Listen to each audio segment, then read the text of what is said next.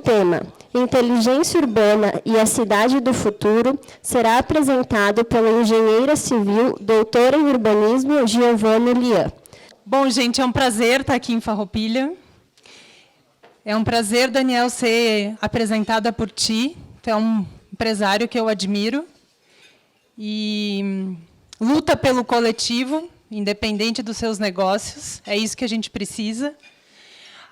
O título da minha palestra eu nem gosto muito, porque quando a gente fala cidade do futuro, parece que é uma cidade que não vai acontecer nunca. Mas eu não consigo dizer de outra maneira que é a cidade do amanhã, né? Não consigo dizer de outra maneira, então eu acabei usando esse título. Tem algum cardíaco aqui? Alguém com problema de coração? Perigoso? Não? Eu avisei, qualquer coisa tá avisado. Se tiver algum problema, não vou me responsabilizar por isso. Brincadeira. Vamos lá, gente. Nós vamos hoje falar um pouquinho sobre o que vem por aí. Nós vamos falar como se preparar. Eu vou falar alguns cases também de outras cidades. A gente precisa olhar o que está acontecendo pelo mundo, pelo Brasil. Vou dar algumas explicações. E também eu sempre faço reflexões. Eu não sou uma palestrante, eu simplesmente estou trazendo o que eu faço há 14 anos, que é trabalhar com planejamento urbano, trabalhar com pessoas, e eu estou apenas entregando para vocês o que eu me preparo há 14 anos. Então, eu não sou dona da razão, eu apenas trago as minhas próprias inquietudes para compartilhar com vocês, e espero que traga algum insight para o município, né, para a região, nesse sentido. Bom, quando a gente fala em cidades do futuro, o que vem à mente? Você fecha os olhos um minuto, o que vem à mente, né? Então, cidades do futuro, a gente pensa em escassez. Hoje tem um monte de publicações de Amazônia sendo queimada. A gente pensa em fantasia, em robôs, carros voadores. A gente pensa no fim do mundo, em profecias. O que a gente pensa quando nós imaginamos uma cidade do futuro? Quais desses 3 cenários está mais próximo de acontecer? Na minha opinião, este é o cenário que está mais próximo de acontecer, e eu vou explicar para vocês por quê. Já existem algumas coisas pelo mundo de tecnologias que vão mudar a forma de funcionamento das cidades. O Hyperloop, alguém já ouviu falar? Hyperloop é uma tecnologia de transporte que funciona dentro de um tubo a vácuo, pode chegar a 1.300 km por hora, mas está limitado a 1.000 km por hora por questões de segurança, e ele já está sendo testado. Já existe a pista dele acontecendo, já tem contrato do Hyperloop com empresas de Caxias para isso acontecer. E ele certamente, aí tem um gráfico mostrando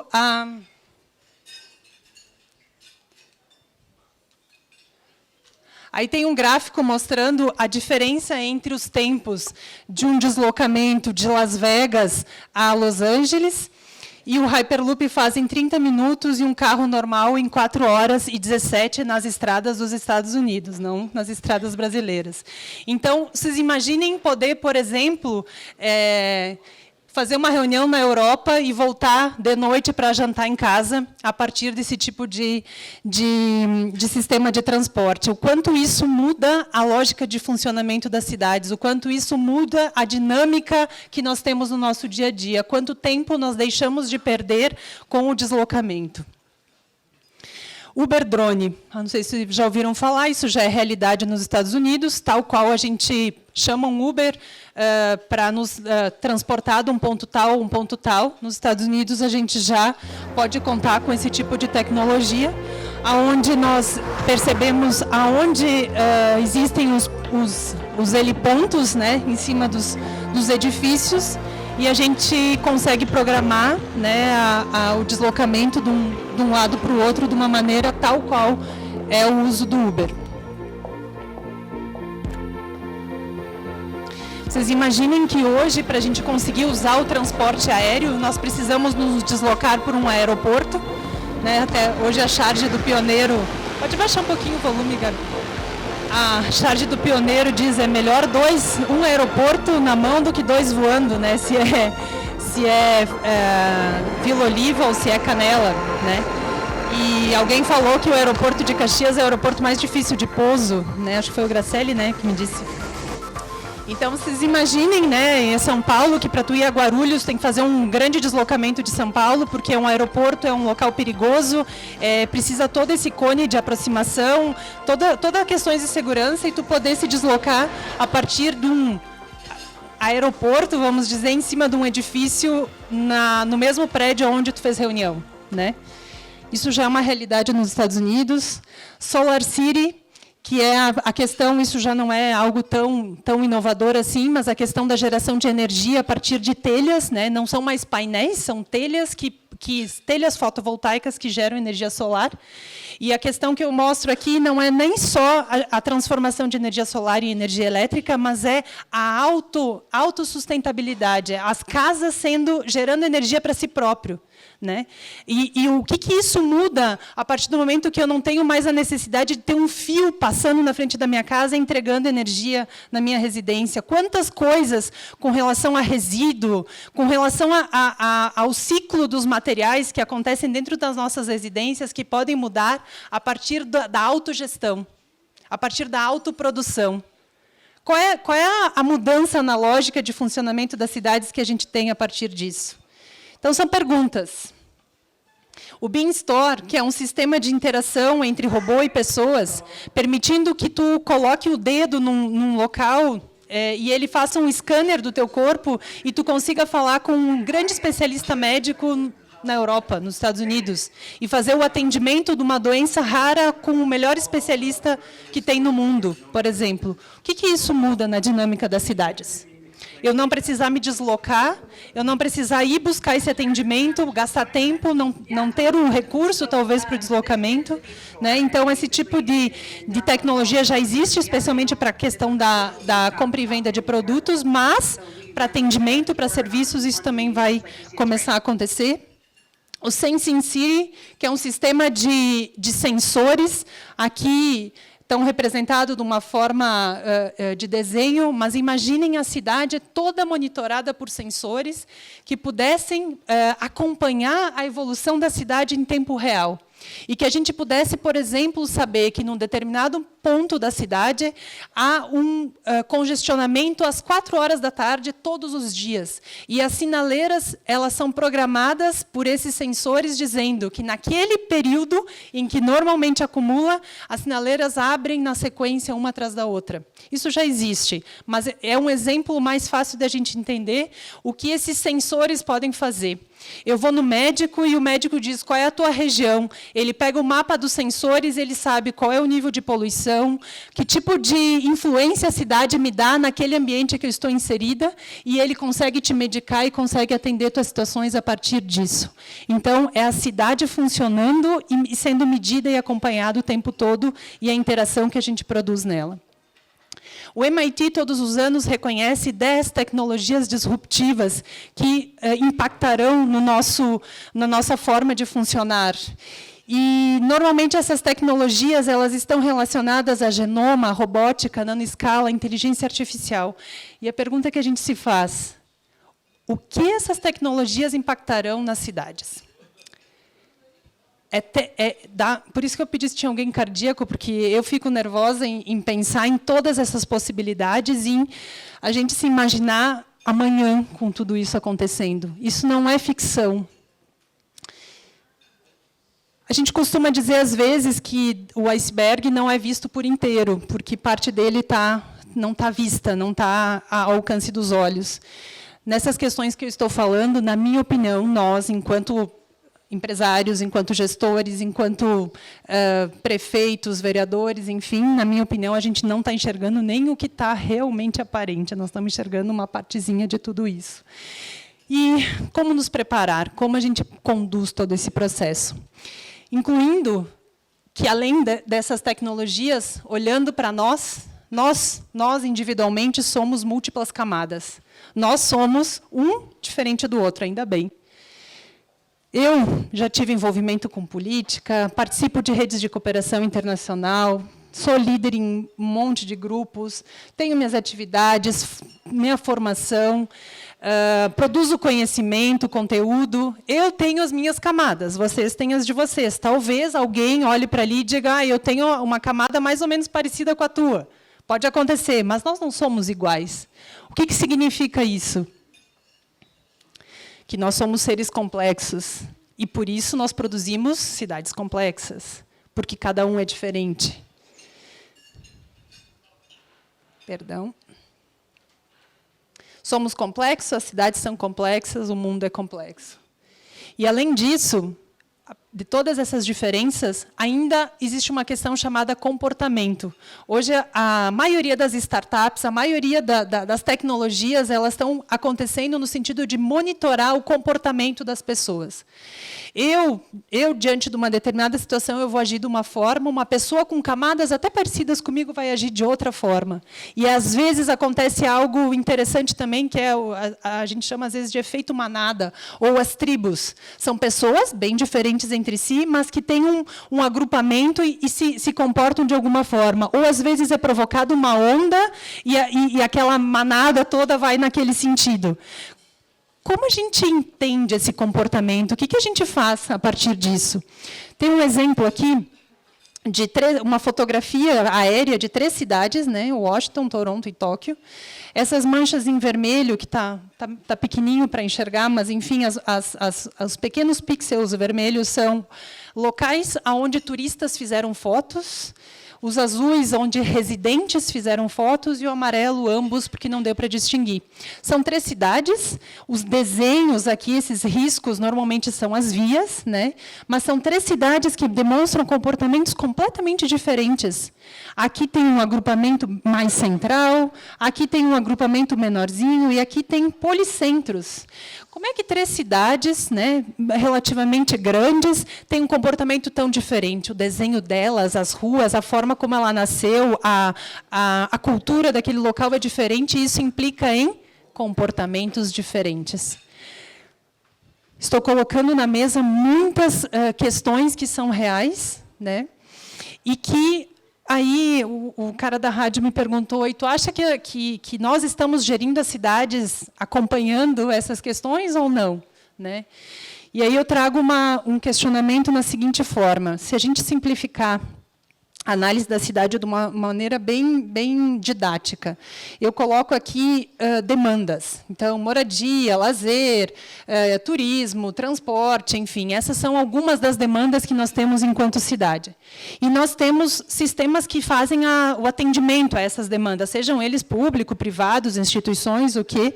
Né? Então, nós temos um sistema que faz atendimento a essas demandas. E, normalmente, se planeja ações, né, que conectam o gestor com a demanda. Então, aqui eu estou dando como exemplo, por exemplo, a Secretaria de Planejamento, ela pensa em ações para melhorar questões de pavimentação. Só que, normalmente, como que a gente pensa? A gente pensa isso de um jeito linear, como se uma coisa conectasse com a outra de forma linear e direta. E, na realidade, quando nós fazemos, por exemplo, esse tipo de ação, a gente não se dá por conta, quase não se dá por conta, ou se dá por conta muito pouco, de que isso aqui repercute na questão do transporte. E, mais do que isso, que todas essas coisas se conectam entre si. E o que a gente pensa? Linear. Como que a gente age? Linear. Às vezes, não sei se aqui em Farroupilha acontece assim, parece que as secretarias são quase que prefeituras independentes. Né? Então, o quanto nós estamos deixando de ganhar a partir dessa não consideração da interação. O quanto a gente trabalha de maneira linear e não pensa de forma integrada. É claro que a mente humana não consegue fazer o acompanhamento de todas essas interações, porque são várias e ao mesmo tempo, como eu já mostrei. Mas a gente precisa, então, incluir questões de tecnologia para poder fazer essa gestão da forma como realmente são. Então, as cidades não são lineares, são dinâmicas, são simultâneas.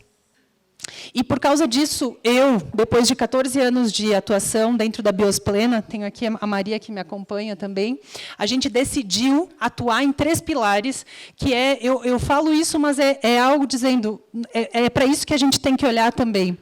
Então, nós estamos focando muito em tecnologia, inovação, políticas públicas e visão de futuro.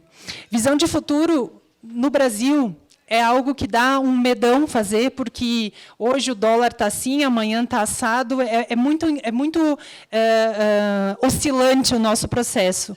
Então, nós precisamos olhar para o futuro pensando em cenários possíveis.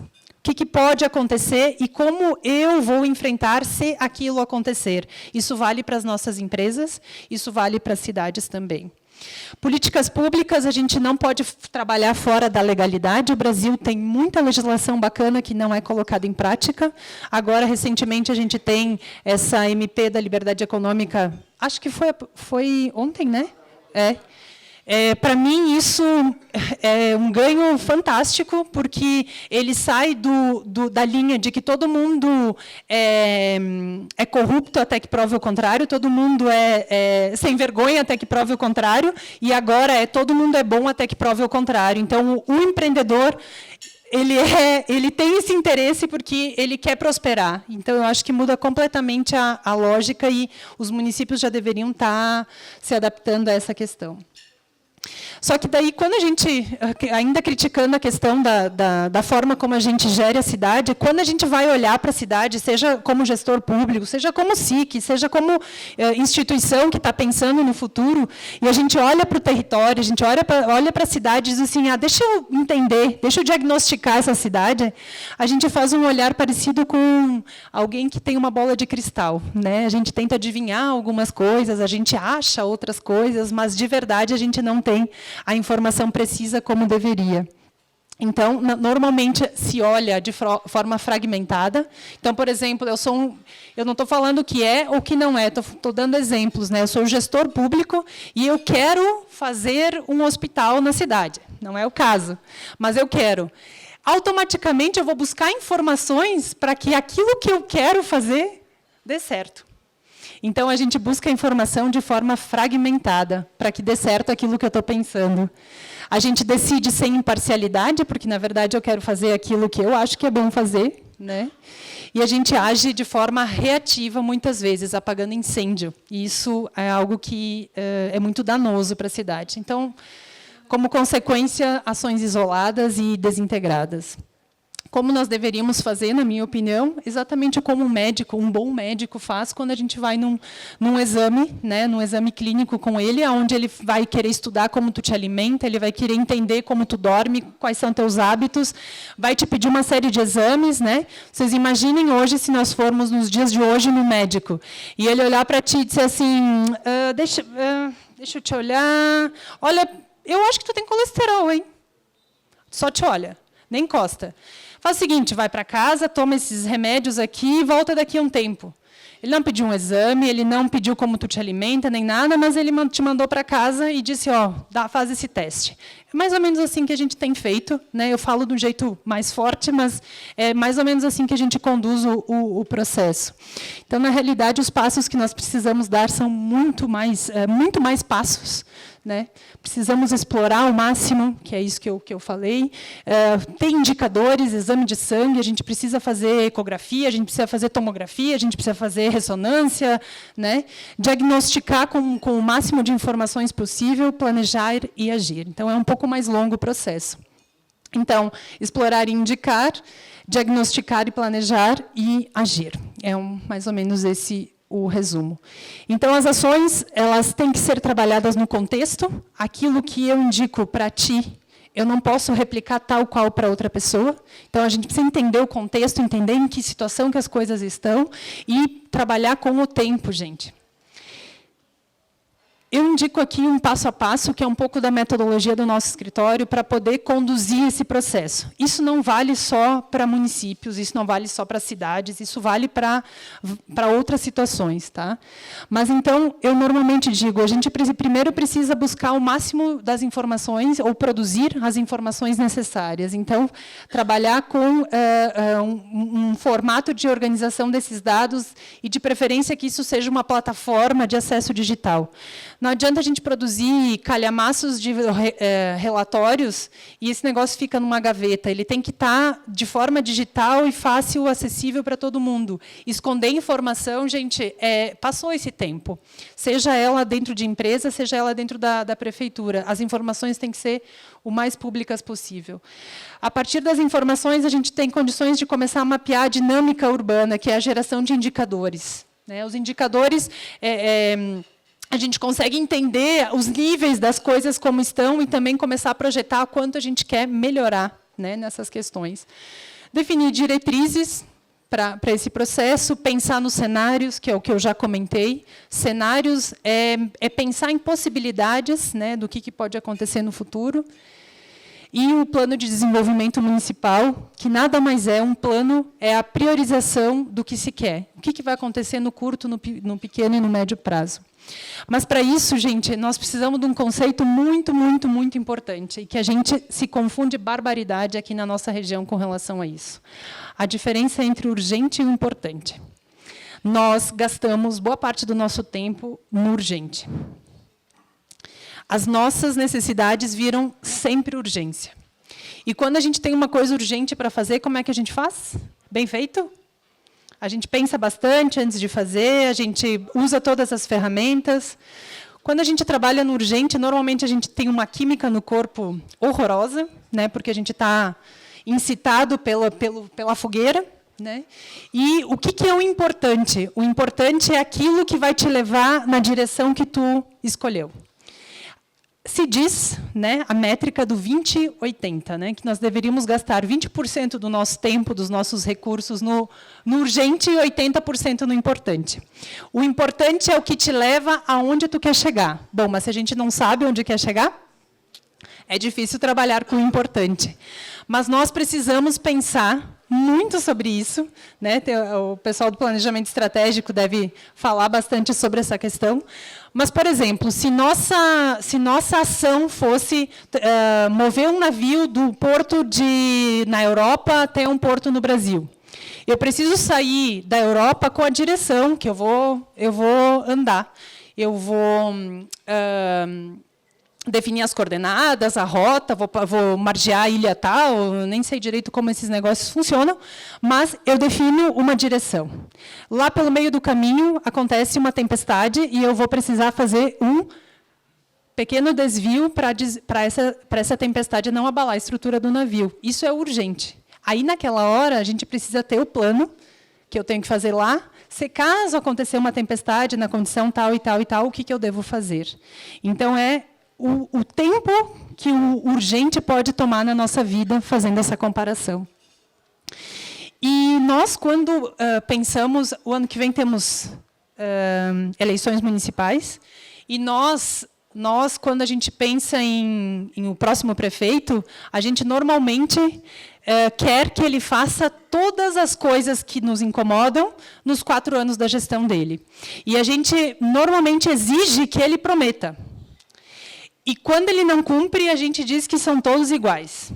Por que a gente faz isso, gente? Porque a gente não tem a noção que a gente precisa planejar no pequeno, médio e longo prazo, e somente com um consenso social é que a gente vai conseguir ter a cidade que nós queremos.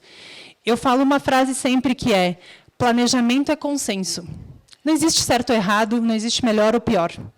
Mas nós precisamos, enquanto sociedade civil, e aí é um papel da SIC e das instituições empresariais, a definir que cidade, que farroupilha que nós queremos para 2040. E nós temos que exigir que os próximos que ali estiverem ocupando, este e os próximos, estiverem ali ocupando, que eles cumpram algo que nós decidimos a fazer. Só que, para isso, demanda muito trabalho, demanda articulação.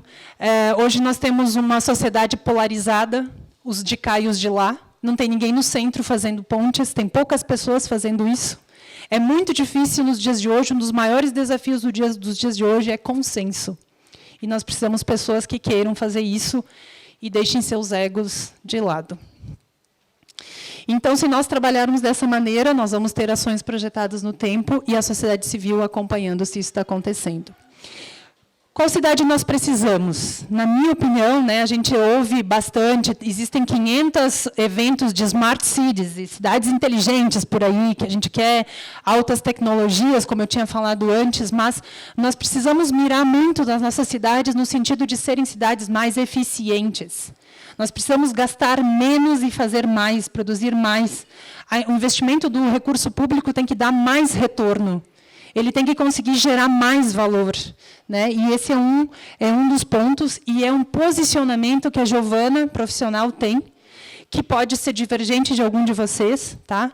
Eu acredito que as cidades precisam ser mais compactas.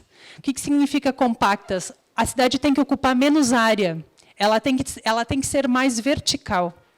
Porque, a partir do momento que ela é mais vertical, as pessoas ficam mais próximas, as relações ficam mais fáceis, os negócios vingam mais.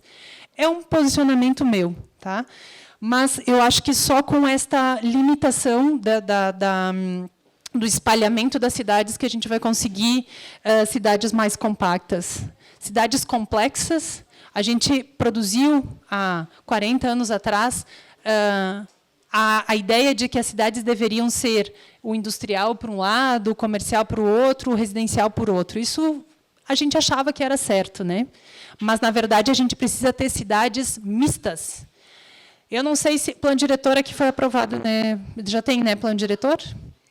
Eu não sei como está o plano diretor, mas planos diretores têm que ser mistos em todos os lugares, a não ser, salvo questões ambientais graves, mas a gente tem que deixar habitação, comércio, serviço, indústria acontecendo em toda a cidade. Porque hoje, indústria, ninguém pode poluir, ninguém pode produzir poluição visual, poluição ambiental, então não existe por que segmentar isso. Claro que se eu for uma grande transportadora e eu tenho um movimento de cargas, alguma coisa assim, eu não vou escolher estar no centro da cidade. Aí é o bom senso, aí é outras coisas que têm que acontecer, né? Mas eu acredito nessas questões, cidades complexas e as cidades coesas, que significa o quê? A gente não pode produzir cidade para pobre ou cidade para rico. A gente tem que misturar todo mundo. Porque se eu sou uma pessoa com poder aquisitivo mais alto, eu tenho uma empregada doméstica que trabalha na minha casa, e se ela puder vir caminhando para a minha casa para trabalhar, melhor. Então, esses programas, por exemplo, de habitação social do governo, não sei se aqui teve algum projeto Minha Casa Minha Vida, em grandes quantidades, tipo aqueles condomínios Minha Casa Minha Vida. Teve? Para mim, isso foi um grande erro, porque ele concentrou o problema social tudo num local. A gente tinha que ter feito isso, mas pulverizado na cidade, né? Então, esta é a minha linha de pensamento, e eu falo para vocês porque eu acho que hoje falta posicionamento. A gente não sabe para quem seguir, porque a gente não sabe o que a pessoa puxa, né? Eu brinco sempre que um dos motivos do Bolsonaro ter ganho a eleição foi porque ele tinha posicionamento. Ele não tem nenhuma surpresa do que ele falava antes que ele está fazendo agora. Ele tinha posicionamento, não estou dizendo se é certo ou se é errado, mas ele tinha posicionamento. E a gente não tem mais pessoas que se posicionam, porque a gente tem medo das brigas, da polarização que está acontecendo. Em resumo, gente, essas três coisas que eu falei, significa a gente olhar para a cidade e pensar que tem que ter prioridade para o pedestre, mesmo aqui na Serra, não funciona a ciclovia, é difícil, mas nós temos que dar um jeito, em algum ponto, mistura de moradia e trabalho, espaços atraentes e seguros. Alguém visitou Medellín alguma vez? Conhece? Medellín era a cidade mais perigosa da América Latina. Eram 400 homicídios para cada 100 mil habitantes. São Paulo é 10, só para vocês terem uma ideia. Essa era Medellín. E, a partir da qualidade dos espaços públicos, os parques, os centros de eventos que eles fizeram, eles botaram dentro da favela. E hoje é uma cidade benchmark mundial, por causa dessa questão dos espaços atraentes e seguros. Diversidade de tipos de moradores, senso de comunidade, densidade equilibrada. Quando eu falo em concentrar e não deixar mais a cidade se espalhar tanto e deixar verticalizar, não estou falando em espigões, em fazer prédios de 50 andares. Não estou falando disso. Tá? Barcelona, que é uma das cidades mais densas do mundo, tem prédios de 8, 10 andares e funciona muito bem. Harmonia entre a natureza e as pessoas. ambiente sustentável, e quando eu falo ambiente sustentável, não é só o lado da natureza que eu estou falando, é eficiência daquilo que nós já gastamos, do terreno que a gente já usou, dos recursos que a gente já gastou, eficiência do ambiente construído também, e conectividade. E eu ressalto essa questão do senso de comunidade. Tá? Alguém aqui nasceu na colônia? Alguém nasceu na colônia? Ah, muito bem. Eu levantei a mão, daí o pessoal se encorajou. Bom, é o senhor lá, né? É a comunidade do interior, né? Bom, eu também nasci, eu sou de Flores da Cunha, nasci numa comunidade do interior. A minha mãe, no interior, ela era a que sabia aplicar a injeção.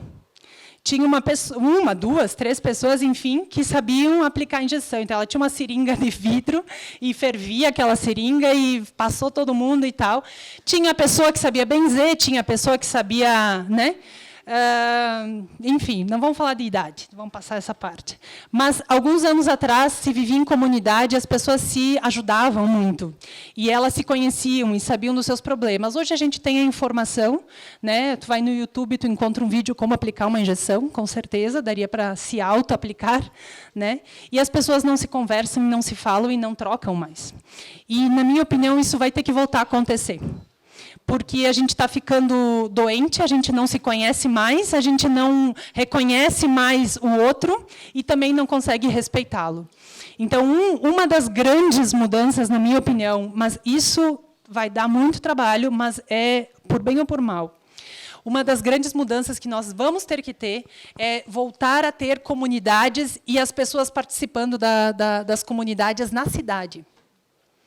Que é aquela ideia de troca, né, do espírito comunitário. Para mim, isso é um dos remédios da cidade do futuro.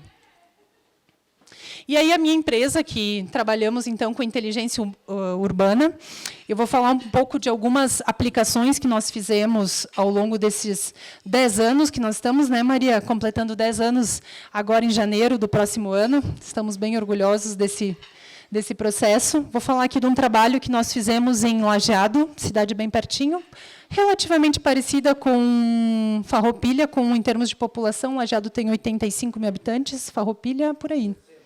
70? Ok. Então, o que nós fizemos lá em Farroupilha, em Lajeado? Lajeado tem 27 bairros. A cidade está dividida em 27 bairros, porém, quando nós percebemos o estilo dos bairros, a gente viu que, por exemplo, tinha este bairro aqui, que é o bairro Santo André, deste tamanhinho aqui, e este bairro aqui também tem a denominação de bairro. Eu não sei se isso acontece aqui em Farroupilha também, de ter uma desproporção entre bairros. Às vezes, as pessoas nem sabem direito a que bairro pertencem. Às vezes, a conta de luz vem num endereço, a conta do IPTU vem no outro endereço, enfim. Né? Então, essa falta de reconhecimento com relação aonde pertence e essa desproporção entre tamanhos de bairros, acontece muito também, os loteamentos vão expandindo a cidade e, ao invés deles estarem dentro de um bairro, eles passam a ser chamados de bairro. Então, é loteamento Parque do Sol, loteamento Parque do Sol, depois ele vira bairro Parque do Sol, mas, na verdade, não deveria ser assim. Então, existe uma desproporção. O que nós propusemos lá em Lajeado? Que se criassem unidades territoriais de planejamento. Então, os 27 bairros se transformaram em 7 unidades territoriais de planejamento. E o que a gente propôs? Que eles começassem a pensar que ali, dentro daquele espaço, deveria ter área verde mínima, a população máxima, deveria ter alguns regramentos dentro desse território para conseguir definir que dentro desse espaço tem que ter coisas mínimas e coisas máximas. Senão a gente não consegue dizer, delimitar como planejar, né, esses indicadores. Então, é uma proposição que nós fizemos. Nós também propusemos, e isso nós estamos fazendo em Caxias do Sul, dentro do MOB Caxias, que é a Mobilização por Caxias, nós propusemos que estas unidades territoriais, que elas tivessem centralidades. Centralidades o que é? São locais que já têm uma certa dinâmica, já funcionam como um centrinho, já têm algumas atividades comerciais, de serviço naquele local, e que ali pudesse ganhar incentivo urbanístico para virar um centro mais denso. E aí o que começa a acontecer? Toda uma região ela passa a depender deste centro e depender menos do centro original. O que significa isso, gente? A gente fazer com que menos pessoas passem pelo centro original da cidade, que a gente aglomere menos pessoas dentro do centro, porque hoje a gente só está discutindo a mobilidade, se muda o sentido da via, se bota sinaleira, se deixa estacionar, se não deixa estacionar. Só que não é essa a discussão. A gente tem que evitar que a pessoa saia tanto do seu entorno de habitação para ir resolver seus problemas cotidianos. Essa é a diferença maior que nós precisamos propor. E aí a questão da mobilidade, ela muda completamente. O que a gente precisa favorecer é que essas centralidades se conectem entre si. E aí muitos planos de mobilidade que foram feitos nas cidades vão para o água abaixo. É uma forma de pensar, porque isso aqui nada mais é, dentro daquilo da comunidade que eu falei antes, nada mais é do que fazer com que uma mini cidade se forme dentro da grande cidade. E que as pessoas morem, trabalhem, estudem o máximo possível dentro de um espaço relativamente caminhável. Essa é a grande mudança que as cidades precisam. E Farroupilha está num porte que pode pensar esse tipo de movimento. Aqui é uma ideia é um software que a gente está trabalhando, que a gente olha para a quadra urbana, o espaço urbano, pensa o que aconteceria num cenário onde isso fosse mais ocupado, ou num outro cenário onde isso fosse mais ocupado, e a gente mede o que acontece com os indicadores urbanos a partir de um cenário e de outro cenário, e se toma decisões sobre como conduzir isso a partir da medição desses efeitos, né? Então, isso que é visão de futuro. Vou trazer para vocês um estudo de caso que eu fiz na cidade de Vancouver. Estive visitando a cidade no ano passado. Em Vancouver, eles não têm um plano diretor da cidade toda. Existe um plano metropolitano, que fala a questão viária, que fala algumas questões básicas, mas a cidade ela é regrada por centralidades. Então, existem planos diretores destas centralidades. Toda vez que uma região da cidade tem gente morando, mas não tem serviço, e tal, eles criam ali o que eles chamam de rezoning. Eles fazem um zoneamento específico para aquele local. Esses aqui são alguns casos, se depois vocês quiserem buscar na internet, mas eu vou falar mais do Northeast Falls Creek, que é uma região que eu fui visitar. É uma região que está localizada num local menos qualificado urbanisticamente, onde se vê menos coisa bonita, porque a cidade toda é muito bonita. Eles, na verdade, delimitaram um espaço, como vocês podem ver as cores diferentes, um espaço que pertence a vários bairros, então não precisa respeitar essa questão da divisão de bairros. Eles incluíram, esses aqui são os principais princípios deles, né? A questão de ser um ambiente de criatividade, de design, de vibracidade, de conectividade, respeito à história, acessibilidade e inclusão, e o mais importante, lucrativo. A gente precisa desmistificar a ideia de que ganhar dinheiro é algo que é proibido. A gente precisa acabar com essa ideia de que a gente faz o bem para a cidade e não recebe de volta. Pelo amor de Deus, gente, isso é coisa que... Enfim. E aqui tem um caso, né, uma foto de um caso real, um viaduto que vai ser desmanchado e vai se transformar num espaço assim. Nós aqui estamos fazendo viaduto, eles estão desmanchando os que já foram feitos, porque eles acreditam que esse espaço é muito árido, acumula sujeira, acumula mendigo e tudo mais, então eles tentam trabalhar a mobilidade de outra maneira. E vou falar para vocês do G30, muito rapidamente, esse estudo que foi feito, ele é um estudo, né, Graciela, demora umas 2 horas para explicar tudo, mas eu queria só falar um pouco do que está acontecendo em termos de Serra Gaúcha, onde a gente teve um evento em Flores da Cunha bem interessante, com 5 prefeitos, muitas lideranças regionais. E a gente, nesse grupo pró-desenvolvimento turístico da Serra Gaúcha, nós desenvolvemos um indicador chamado complexidade turística. E aí eu trouxe a metodologia só para vocês entenderem um pouco do trabalho e um pouco da análise que foi feita aqui para Farroupilha. Então, o Núcleo G30 é um núcleo de estudos do desenvolvimento empresarial e econômico da Serra Gaúcha, focado no turismo, e o que a Biosplena entregou para esse grupo foi o mapa de complexidade turística. Este mapa ele analisou questões de conectividade, então ajuda a perceber a importância da infraestrutura do transporte, dos serviços públicos, né, todas essas coisas que o turista precisa acessar para poder se deslocar. Analisou as atividades lucrativas, que são todas as atividades de comércio e serviço que estão sobre o território. E analisou a questão dos atrativos turísticos. Então, enxergar todos os potenciais turísticos que estão sobre o território e mapear tudo isso um sobre o outro. Os atrativos turísticos são a classificação que o Ministério do Turismo dá. Então, a gente tem atrativos naturais, atrativos culturais, atividades econômicas locais e eventos também. E as atividades lucrativas, todos os tipos de serviço associados, né, transporte, infraestrutura, equipamentos de lazer e conectividade, todas as questões de mobilidade que as pessoas procuram. Então, de uma forma... Isso é um trabalho de engenharia bem profundo, gente, mas eu quis trazer para vocês a metodologia para entender. Então, o que nós fazemos? Nós partimos de um mapa base, né, um mapa do território base. A gente divide esse território em quadrículas de 200 por 200 metros. Depois, então, a gente enxerga todos os serviços de apoio ao turismo que tem nesse território, todos os serviços de infraestrutura, sistema viário, as atividades lucrativas de comércio e serviço, os atrativos turísticos. E aí, depois, a gente faz como se fosse um mapa de calor dessas sobreposições. Então, quanto mais vermelho, maior a complexidade de atividades turísticas, e quanto mais azul, maior a complexidade de atividades lucrativas. E quanto mais vermelho e azul, um do lado do outro, melhor para os negócios acontecerem.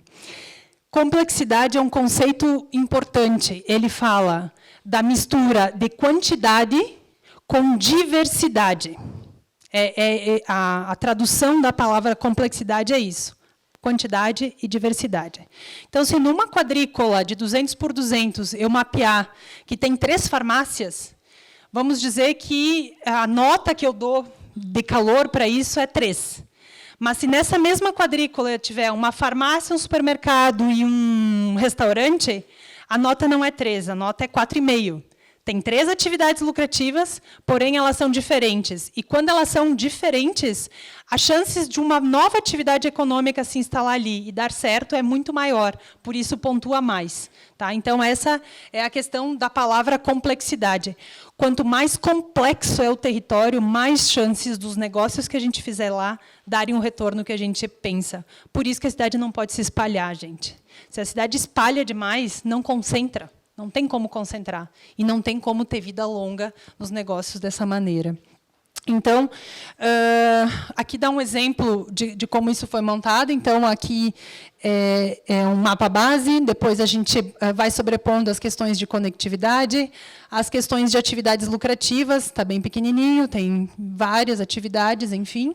E quando a gente bota atividades lucrativas, a gente já consegue enxergar a complexidade de atividades lucrativas. Então, quanto mais escuro é a quadrícula, mais diverso e mais quantidade de atividades tem ali dentro. Aqui a questão dos atrativos turísticos, aí a questão da complexidade de atividades turísticas e aí a sobreposição delas.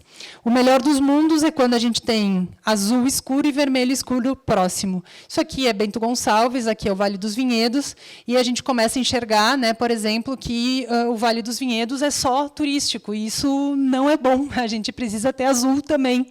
E a gente precisa aproveitar o centro das cidades também para o turismo, que normalmente a gente acha que o turista tem que ir só para o local que tem vegetação e tudo mais, e, para mim, isso é um grande erro. E aí eu vou falar de Ah, não, aqui, desculpa. Aqui, ainda Bento Gonçalves, a gente também incluiu a questão das vinícolas. Então, fizemos essa sobreposição e também mapeamos as vinícolas. Então, quanto mais bolas tem, mais vinícolas, e, às vezes, as bolas se sobrepõem. E aí, agora, então, analisando um pouquinho de Farroupilha. Esse aqui é o limite territorial de Farroupilha, do município, que é divisa com Caxias do Sul, Caravaggio, né, o centro de Farroupilha. Está pequenininho, mas posso voltar um outro dia para explicar um pouco mais para vocês. Então, todo o centro de Farroupilha é complexo, aqui é a Rota do Sol, aqui é a RE-122, e algumas das análises que nós fizemos com esse levantamento. Primeira coisa que, para vocês, talvez seja óbvio, não sei, esses apontamentos, mas a primeira coisa que a gente percebeu é uma concentração de atividades nessa região, de atividades vinícolas, de atrativos turísticos numa região. Toda vez que tem concentração, significa que já temos território para indicar, para induzir algum desenvolvimento. Aqui, nem eu não estou enxergando direito. Esse trevo, para mim, é um dos trevos mais importantes da Serra Gaúcha.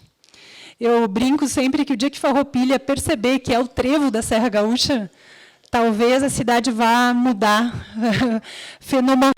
um fenômeno assim na Serra, né? E já existe essa questão dos comércios de atacado, enfim, e que eu acho que podia ser bem mais explorado, e que está numa região importante, e a cidade ela deveria ser mais isso. Quando a gente diz que está no trevo, ela acaba funcionando como um hub, no sentido de que se desloca de um lado para o outro, é obrigatório quase passar. E isso acho que não foi percebido da importância que é, na minha opinião. A ligação entre Caravaggio e Caminhos de Pedra. O turista ele não enxerga os limites municipais. O turista ele não está preocupado se ele está em Farroupilha ou se ele está em Bento Gonçalves, né? Esses dias um turista que estava em Porto Alegre voando, ele disse assim: eu fui para Gramado, andei de Maria Fumaça, né? Para ele não tem distinção, e nós já somos Serra Gaúcha. A gente não precisa explicar que Serra Gaúcha é bacana, que Serra Gaúcha é legal, a gente não precisa explicar, as pessoas já sabem disso. No entanto, a gente está brigando entre municípios, querendo dizer isso é meu, aquilo é meu, né? E o Caravaggio e Caminhos de Pedra são dois locais que já se desenvolveram em municípios diferentes e deveriam ter programação junta. Quando o Caravaggio faz todo aquele trabalho, deveria envolver, de um jeito fantástico, todos esses atrativos que tem ali do lado. Pode ser que aconteça e eu não saiba, gente, mas eu acho que a gente está deixando de ganhar muito com essas separações. E aqui eu indiquei também a questão do Salto Ventoso, Desvio Blaut e Burati, que também eu considero isso um aglomerado que poderia receber um trabalho específico nisso, porque já tem. Que hora temos? Então, vamos acabar. Bom, gente, tecnicamente, o que eu queria falar para vocês era isso. E eu sempre faço uma reflexão, tá? Porque eu acredito que as mudanças que nós precisamos passam pelas pessoas. E ninguém faz nada sozinho. Não tem jeito. Temos que nos conversar. E nós vivemos uma mega crise de lideranças. E o que está faltando, gente, são pessoas que se colocam nos espaços vazios que ninguém quer ocupar. Tem muita gente querendo liderar, às vezes, mas se colocar nos espaços, nos buracos, onde tem um abismo entre duas situações, tem pouca gente que quer se colocar. E a gente precisa destes articuladores para provocar a mudança do nosso país. Nós estamos numa era de grandes mudanças. E nós temos algumas coisas como consequência a partir disso. Nós viemos de um modelo agrícola, há muitos anos atrás, que passou por um modelo industrial, onde a gente passou a concentrar recursos e tecnologia e trabalho dentro de um pavilhão industrial, e isso mudou muito a dinâmica de funcionamento das cidades, e nós estamos hoje vivendo um modelo digital. O modelo industrial, gente, É um modelo linear, segmentado, independente e previsível. Isso é o que nós vivemos até então. Mas o modelo digital, ele quebra completamente com tudo isso. É exponencial, multidisciplinar, conectado e imprevisível. O que significa isso, gente? Significa que se a gente quiser ficar controlando algo como a gente controlava, como nossos pais controlavam, nós não vamos aguentar. Porque vai vir alguém pelo lado e vai nos arrebentar no meio. Vai vir uma startup que vai fazer aquilo que a gente faz muito melhor, com menos recurso, mais rápido.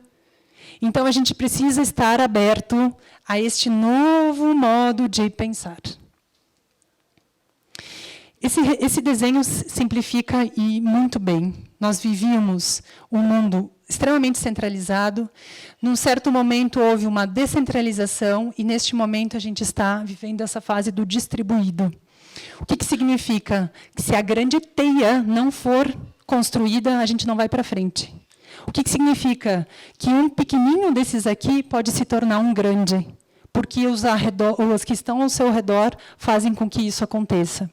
Então, se a gente não entender que não é top-down, não é qua comando me, se a gente não entender isso, a gente não vai conseguir produzir empresas, cidades e um país melhor. Aqui a maioria tem a minha idade ou um pouco mais, tem mais dificuldade em entender isso. Os jovens já estão com mais facilidade em entender isso, mas as pessoas mudaram. E quais serão os desafios daqui a 10 anos? A ONU Habitat fala sobre alguns, né? São infinitos desafios. E aonde que esses desafios vão precisar ser resolvidos? Eu sempre digo, não existe Estado, não existe país, existe cidade. O território é cidade, as coisas vão acontecer na cidade. É aqui, gente, é conosco mesmo os problemas. Nós podemos fazer cidades melhores? Aí o pessoal diz assim, vai falar com o prefeito. Se nós podemos, ele não veio, então acho que não sei. Né? Enfim, eu vou encerrar dizendo para vocês que dá uma angústia enorme. Eu sei que a minha fala provoca um pouco de inquietudes, e é isso que eu queria mesmo. Mas eu tenho 3 boas notícias para dar para vocês, que eu acho que isso resume e eu já encerro, porque eu acho que eu já passei do meu horário. A primeira boa notícia, cidades melhores dependem de nós. Dá trabalho, a gente precisa se reunir, a gente precisa conversar, a gente precisa definir o consenso, a direção, o navio, sai da onde e vai para onde. Mas só depende de nós. Não, mas se o prefeito não quiser, não acontece. Acontece, gente. Nós vamos invadir a prefeitura se não acontecer. Simples assim. Não estou incitando a violência. Eu estou dizendo que, se tiver muitas pessoas querendo que a coisa aconteça, prefeito nenhum vai dizer que não. Tirar o presidente da República. Nós temos todos os elementos necessários para fazer essa mudança. Gente, nós estamos na Serra. Olha o que são nossas cidades. Vocês estão em Farroupilha, vocês estão na Serra Gaúcha, vocês estão num estado. Nós temos um DNA instalado nessas cidades, uma mistura do italiano com o alemão, do nativo gaúcho. Gente, nós temos elementos suficientes para fazer a mudança que nós precisamos? Não tenho dúvida. E a terceira, nós estamos embaixo do mesmo guarda-chuva, gente. Eu duvido aqui alguém que diga assim, eu não quero uma cidade melhor. Todo mundo quer a mesma coisa. É difícil. Se todo mundo quer a mesma coisa, o difícil é quando um quer uma coisa e outro quer outra. Mas todos nós queremos cidades melhores. E, com isso, eu digo que realmente a gente pode. Pessoas, elementos e vontade. Ter sucesso. Tem que ter paciência. E eu estou me posicionando como um hub móvel de desenvolvimento urbano. Então, eu quero poder juntar uma iniciativa com uma outra iniciativa, eu quero poder ajudar vocês a conhecer o investidor lá de São Paulo que eu represento, eu quero poder ajudar as cidades a serem melhores, e é assim que eu estou me posicionando. E, nesse sentido, o meu propósito pessoal é aproximar pessoas e transformar cidades. Se não tiver pessoas, a gente não melhora as nossas cidades. E eu brinco sempre que essa fala da Marta Medeiros me representa muito. Chique é ter recursos para mudar o mundo que nos coube.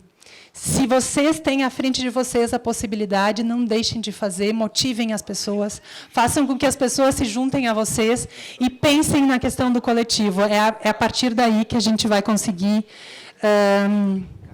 fazer a mudança. Eu agradeço muito a oportunidade de estar aqui falando com vocês, espero que tenha sido útil a minha fala e volto sempre que vocês quiserem. Muito obrigada.